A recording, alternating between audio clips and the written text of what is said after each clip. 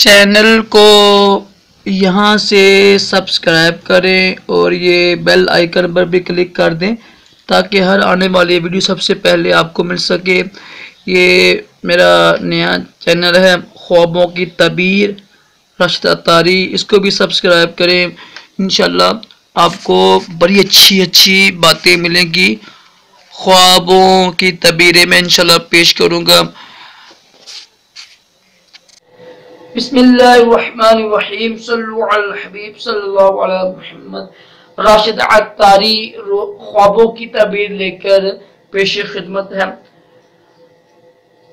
خوابوں کی تعبیر بیان کر رہا ہوں الحمدللہ۔ حضرت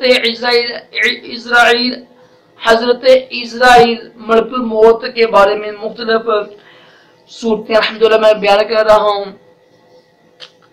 دیکھیں، خوابوں کی تعبیر ہر کوئی بندہ بیان نہیں کر سکتا، ٹھیک ہے، اس کے لیے چند مخصوص علوم کا ہونا جاننا ضروری ہے۔ تو ہر بندہ خوابوں کی تعبیر بیان کر دوسروں کا بیڑا غرق مت کرے، کیونکہ جو آپ تعبیر بیان کریں گے بمطابق حدیث وہ واجب ہو جاتی ہے۔